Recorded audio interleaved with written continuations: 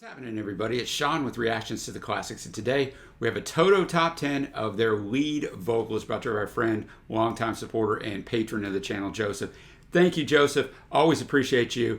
It's been well documented in the live streams we do over on Twitch and some of them here on YouTube that I can't stand the song Africa, and Roseanne is not one of my favorites either.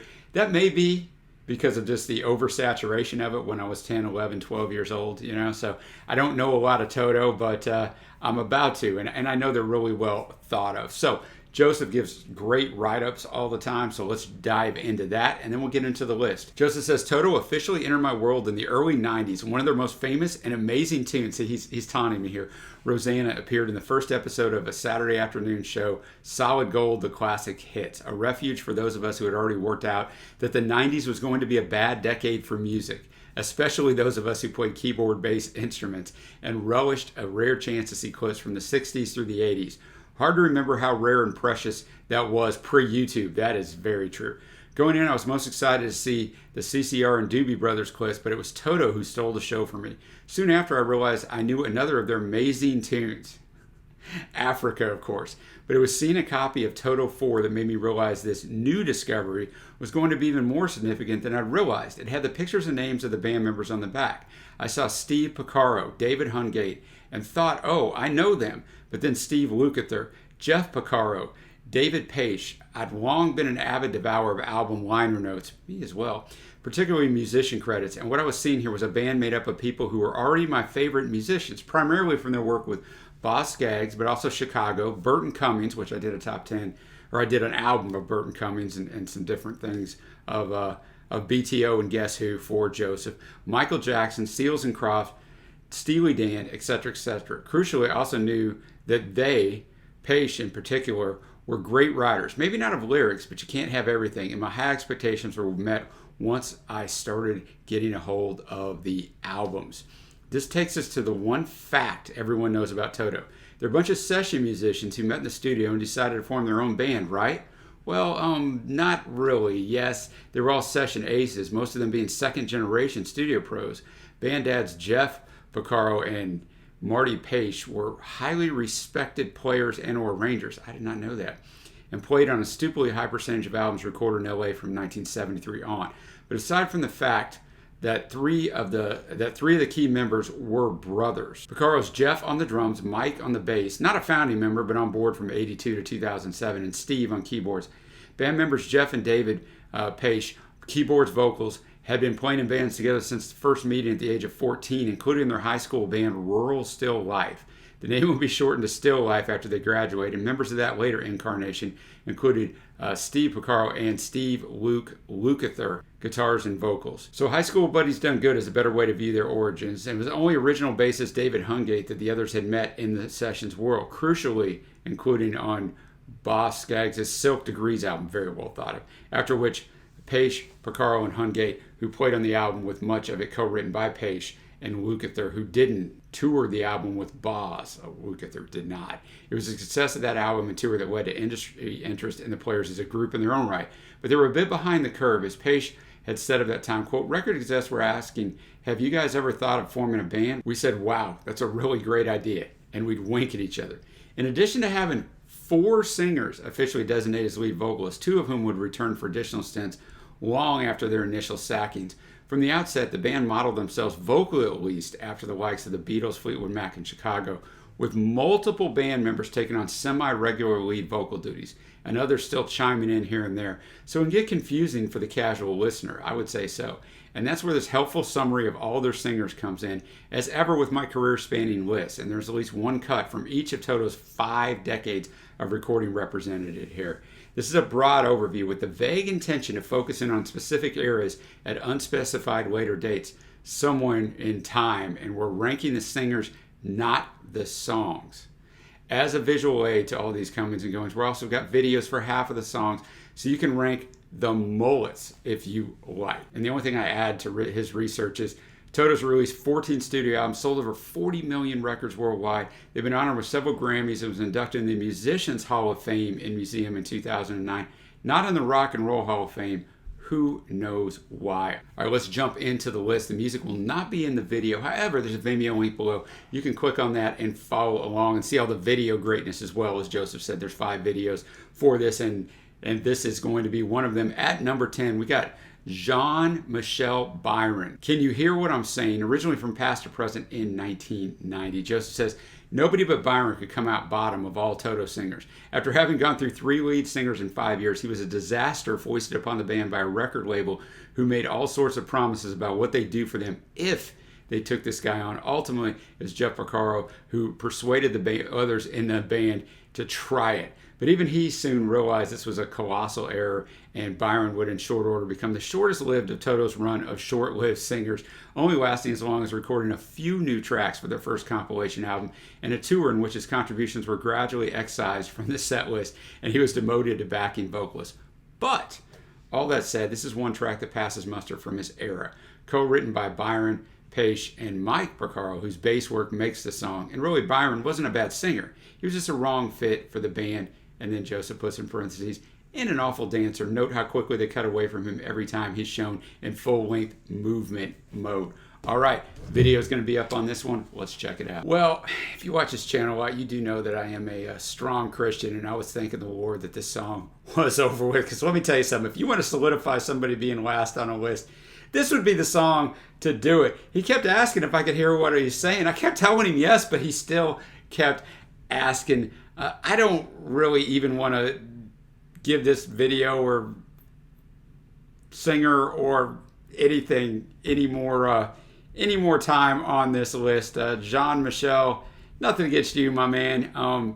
The lyrics a little bit, the world is precious, a gift to you and me. I suggest we treat it right with love and dignity. Everybody's looking for some peace of mind. If you seek the truth, then you will surely find. Everybody wants to have global peace, while the press of a button can shake the world to its knees. Can you hear what I'm saying? Can you hear what I'm saying? Oh, that was pretty much awful.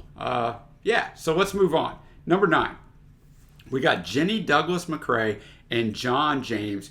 Hold the Line, originally from Toto 1978. This is a live version from 1997. Joseph says, after what became known as the Byron experiment, the band agreed that they were done with trying to find a lead singer and returned to Steve Lukather to take on full-time lead vocal frontman duties. More on this later. That worked for new studio recordings, but presented a problem playing the old material live. The solution was a variety of backing vocalists who would take lead in concert on the tracks originally recorded with one of the ex-tenors. Of these, Jenny and John were the mainstays and also contributed in 1995's Tamboo album in the studio. Jenny performed duets with Luke on 2 cuts and had a full lead vocal on the bonus track Black Eye, hence her top billing and quasi-official Toto lead singer designation here. Man, Joseph knows a lot about Toto. Funnily enough, her Toto connection stretched back as far as 1983 when she played the librarian in the video for Africa. That's a great song, by the way. Death to anyone who disagrees. That seems a little bit harsh, Joseph, but I'll try not to take that personally. All right, Hold the Line, Jenny Douglas McCrae and John James. I knew this song the second ahead. I just wasn't thinking Hold the Line, that was their song. I just wasn't thinking of that. You know, obviously in the last song, Mike's bass work was really the only highlight. The musicianship was good. This song, the musicianship is great. And I thought they sounded good. You know, it takes you a little bit to get used to hearing something that isn't sung by the ones who originally did it. But it was their first hit single and reached number 5 in 1978 is kind of the history of the song. It's not in the way that you hold me. It's not in the way that you say you care. It's not in the way you've been treating my friends. It's not in the way that you stayed till the end. It's not in the way you look or the things that you say that you'll do. Hold the line. Love isn't always on time. So I think they're taking off the military. Hold the line, like stay, right? You just got to be patient with true love. I think that's what they're saying. But fantastic instrumental work on here and really good vocals, man. Really good vocals. And we'll go to our first Spotify track here. Number 8 on Toto's top 10 lead vocals. We have Steve Porcaro from It's Chase the Rain, as you see below, from Old as New, back in 2018, so pretty recent.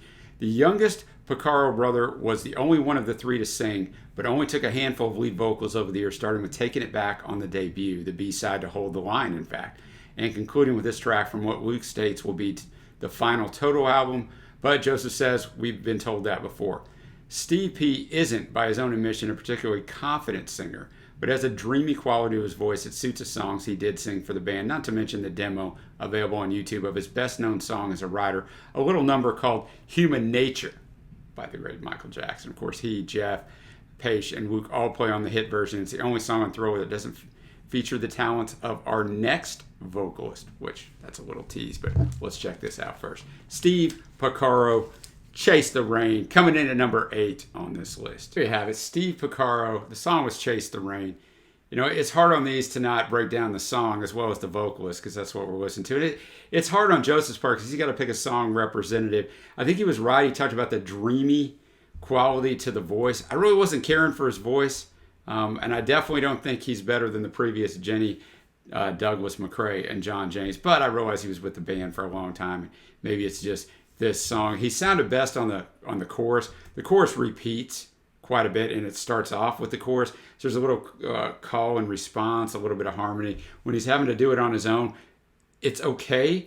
It's weird, like he skips over some words or enunciates them really strange just in a line. He'll sing the whole line, and then one of the last words he'll speed through it. It's kind of strange. You probably don't notice it unless you're reading the lyrics while it's going on, like I'm doing. You're like, what's he doing that for? But I mean, the song itself, I think, you know, chase the rain. Don't worry about it, man. Love will conquer all, man, even though we're going to have some bad times. So Steve Porcaro coming in at number 8. Now we're going to go to number 7. So coming in at number 7, Greg Phillinganes. You see it below. Let It Go from Falling in Between in 2006. Hopefully I said his name right. Greg was a longtime friend of the band and stepped in initially in 2003 as a touring keyboardist to cover David Paich at a time he was off the road caring for his ill sister before becoming a full member of the band ahead of the Falling in Between album. By default, this meant he also had to take singing lead on Africa in concert. Whew. But that song, great as it is, as anyone with working ears will attest, of course those are Joseph's words and not mine, really didn't suit his voice, so his lead vocal here was something of a revelation. It was also in the set for the first leg of the FIB tour, and yes, he would and could pull it off live too. All right, Greg Phillinganes, number 7 on Joseph's list of top 10 Toto lead vocalists. Thought he did a really good job. He could really carry the Let It Go when he stretches it out on the chorus part. The highlight of the song was once again the rhythm section. The bass work and drumming is fantastic. But I thought Greg did well here. I mean, the song itself, you know, is just about letting it go. Let go of a grudge, otherwise it's going to take you down. That's really the summation of the song. If you don't let go of it, it's going to take you down along with the person that you're holding the grudge against. But I thought Greg really did pull that off. So that was the best vocal by far that I've heard so far. Well, not by far, because Jenny was good, but I know that she didn't do a lot of lead vocals, so she was kind of thrown in here at 9. Now we're going to get a weird one. We've got number 6, Miles Davis from Don't Stop Me Now, or Don't Stop Me Now is the song from Fahrenheit 1986. Joseph says, wait, what? Okay, bit of a cheat here. No, Miles doesn't sing on this cut. It's an instrumental for starters, but he does very much take the lead on it. So before we get to the real meat of the list and cover the main 5 singers, I'm including it. The story here is that Miles had worked with Steve Porcaro on a cover of that song again, Human Nature, and Paich and Luke took the opportunity to optimistically present a jazzy demo that they had been working on and asked if he'd play on it. He was happy to do so, and indeed thought enough of the tune to play it regularly in his own live gigs. In an interview for the Last Miles website, dedicated to the last decade of his career, Steve Lukather recounted the recording process. He said, when Miles got there, we ran it down together with him, and he wasn't really playing the melody, so we figured, we're not going to tell Miles Davis what to play, so we said, Miles, we have a take of this. Would you mind just giving it a listen and play whatever you want? He says, okay, I'll play like that. You like that old S, right? So he gets out the Harmon mute, and he played it one take. We were all stood there completely freaked out. It was unbelievable. At the end, the song just kind of fades out, but he just kept playing the blues. I was sitting there with chicken skin on my arms. It was an unbelievable moment, and that's how we ended the record, with just Miles blowing. All right, number 6, let's check it out. Don't Stop Me Now, the great Miles Davis. I mean, what do you say? That song was tremendous. It could have just went on and on. You just get lost in it. Miles was a genius with very few peers, if any. So that was a nice one to include in here at number 6. I mean, I don't know how much it counts, Joseph, but it's your list, man, so you do what you want. Now we're going to go back over to YouTube Number 5 on the top 10 best lead vocalists of Toto, Bobby Kimball. The song Goodbye Eleanor, originally from Turn Back in 1981. Live in studio music video. David Paich has said that Bobby could sing like Pavarotti, but he was like a gospel singer. Without a microphone, he could break glass in a room really loud, and he had chops. Many, particularly U.S. fans, Joseph says, will find it controversial to have Bobby anywhere but number 1. But he's always been my least favorite of the leads, despite perhaps being the most distinctive. I do still really like him, unlike Rolling Stone, who in their brutal review of the debut album noted that 3 of the band members sing passively, a 4th, Bobby Kimball, is terrible and unfortunately the lead vocalist. Yeah, that's pretty harsh. And in my ears, he had improved greatly when he returned for his second stint in the band. Sacked in '84, he returned from '98 to 2008. Kind of odd to redo your single live in the studio for the music video. That is very true. And the record label were apparently not pleased about it. Possibly why it did no better than bubbling under at 107 in the US. That was a big hit in Japan. But it's good to see the original lineup in action with vocal cameos for our next 2 featured singers and Jeff bashing those drums. Let's check it out. All right, Bobby Kimball coming in at number 5. First, I'll talk about the video. The video is What You Get in 1981, right? Somebody told the producer and the editor, look at this cool effect we can do. And they said, you know what, let's do it 15 times. Angelic harmonies, literally, as the guys just appear and disappear at different times. Tambourine popping in. Bobby Kimball's the guy I know, right? He's the one that if you put him in front of me, oh yeah, that's the lead singer of Toto. A unique look. A lot of unique hair going on in this video. Also love it. 1981. Let's dial ourselves back. I'd be 10 years old again though, so I really wouldn't know what to do sitting here. But I digress. Song's pretty good. The overarching theme, 6 vocalists in for me, is especially on the earlier stuff. They're such great musicians. It almost doesn't matter who's singing, with a few exceptions, of course, but they're just so good. You can kind of stick whoever in there as long as they're passable, and it's going to sound good. Now we're going to go to number 4. We got David Paich, Hydra, from the Hydra album in 1979. As the co-leader of the band with Jeff, Paich was also the main songwriter or co-writing a good 80% of the band's output over the years. Wow. As a vocalist, he is, of course, best known for singing lead on that brilliant and wonderful track, Africa. It's not going to change my mind. It's really not even a bad song. I just heard it so much. But you'll find a lead vocal or 2 from him on most Toto albums, and it's moodier pieces on which he excels. The title track and lead-off cut from their sophomore effort, the proggiest tune they'd make, is a case in point. There's actually a music video for this song too, but it's got 2 things against it. It's an edited version of the song, and there are rats. Lots of rats. I don't like rats, Joseph said. Of the tune itself, Jeff mentioned it is an example of how there's sometimes go in and start playing. Sometimes there are no tunes written yet, and maybe there's a chorus written, and we just start playing. Like the tune Hydra, it was just a big, long jam that we edited. This may be where the persistent, Joseph says, but false rumor that Hydra started life intended as a 20-minute side-long piece, only subsequently edited down at the record company's insistence, stems from. The alien-inspired intro was actually worked on by David and Steve Porcaro and only added after the album was mixed. The rest of the band didn't hear it until playback meeting with the label, and consists of backwards piano, metallic percussion, plucked cello, and plenty of reverb. That sounds good. David Paich coming in at number 4 on Joseph's list of top 10 Toto vocalists. I could have done with the last 2.5 minutes of just instrumentation outro, but that's just me, but I digress. The song itself, a little odd. Starts out with a guy trying to find what he wants and a girl find what she wants, and a dragon comes in. So a little abstract vocals here. Did enjoy it. Enjoyed the instrumentation, even though I was bagging on the last 2.5 minutes. Well, instrumentation, I'm a broken record, but it needs to be said on every song. It's just so top flight. I thought David did a good job. I thought he sounds pretty good on here. Is he better than Kimball? I don't know. It's probably a flip of the coin so far for me. So I think these are ranked pretty properly so far. But yeah, David could get it done. Now we're going to go to number 3. And at number 3, we got the great Steve Lukather. The song's Wings of Time from Kingdom of Desire in 1992. Joseph says, the only member of the band to have sung a lead vocal on every Toto album. Initially, Luke was primarily the go-to guy for a ballad or 2 per album. Here, post Byron, he effectively became the lead singer for the band. That was a position he didn't necessarily realize he was taking on initially. That's how you get people to do stuff, right? You don't let them know exactly what they're getting into.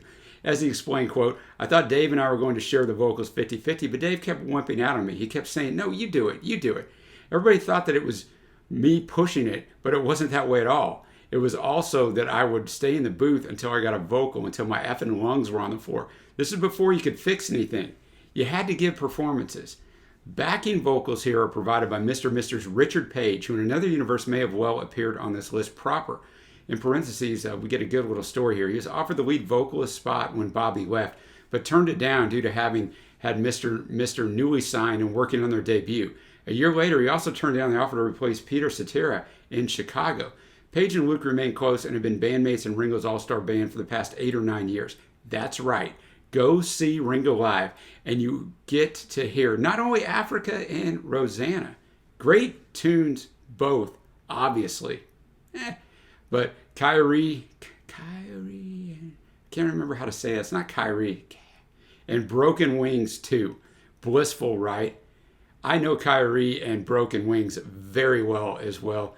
They were okay songs. I like Mr. Mister. I like the vibe. Richard Paich is a good vocalist. All right, let's check out Steve Lukather, otherwise known as Luke. Wings of Time. Steve Lukather coming in at number 3 on this list. And I enjoyed that. That's probably a correct placing for him. And the song itself has a little bit of biblical allusions. I read a long interview that Luke gave not all that long ago, and he talked about he does believe in God. He doesn't go for the money grubbing that a lot of contemporary churches, and I won't get started on that, but neither do I.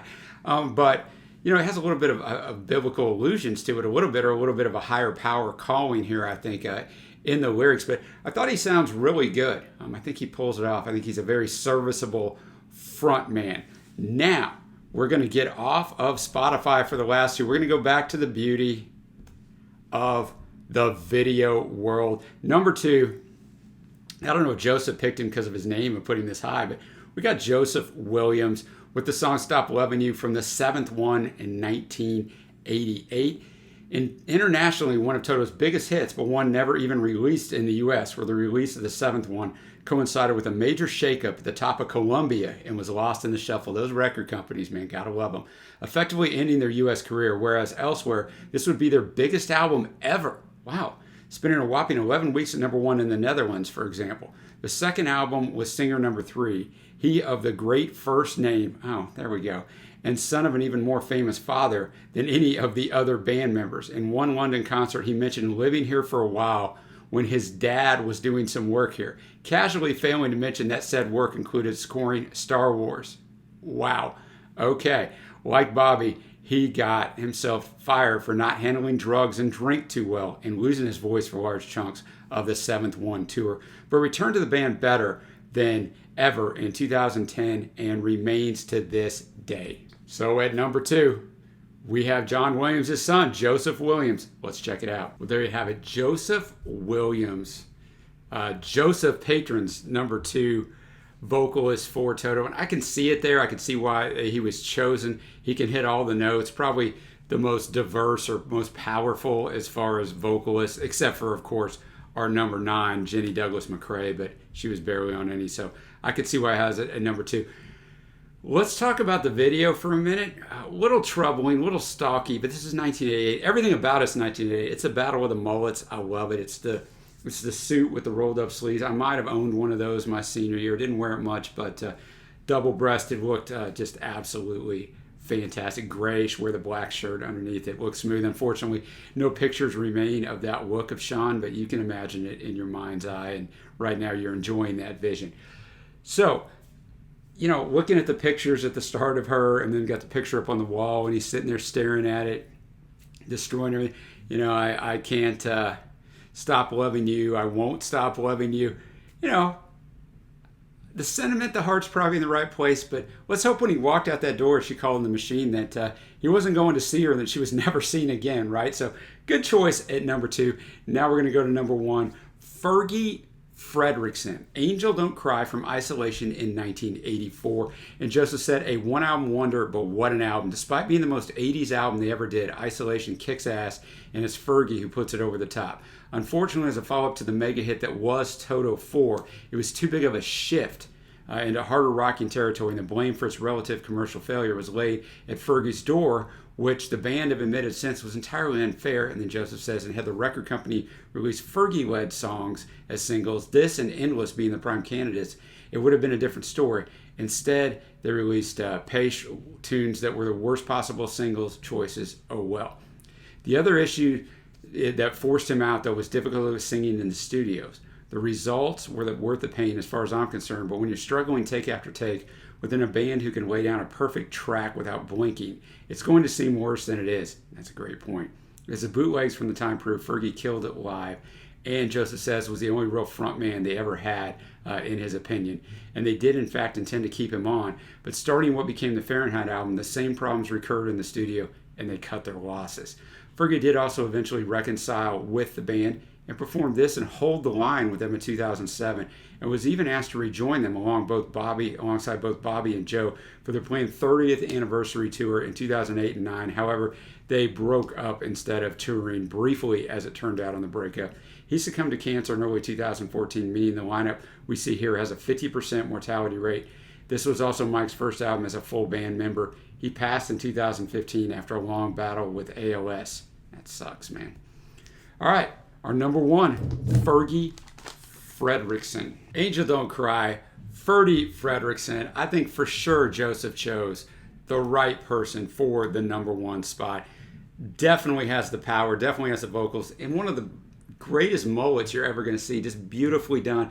Feathered hair on the top. Looks like he could have been in Duran Duran at the time rather than in Toto. And I will say for these vocalists, it's got to be tough stepping into a band that's very tight-knit, been around for a while, had success, and you're stepping to the lead vocalist. That's got to be kind of a difficult situation to step into, but I think he did a fantastic job. I don't think the editor on the video did him any favors, as the weird cuts and the close-ups and just some weird stuff there, but not a bad song either. I mean, basically, this girl used him, manipulated him, but he's still in love with her, but he realizes she manipulated him. So that's going to bring us to the end of this top 10 list. Usually I give my top 3 favorite songs on a top 10 list. This is Vocalists, and I think Joseph did a great job of ranking them. I enjoyed Jenny Douglas McRae and John James at number 9 quite a bit, but you can't put them higher because they didn't do a ton of songs, right? So I think it's properly rated. I know people are going to say, as he said, that Bobby Kimball should be number 1. Those of us in the States are probably going to think that, but I actually agree with the order of the list,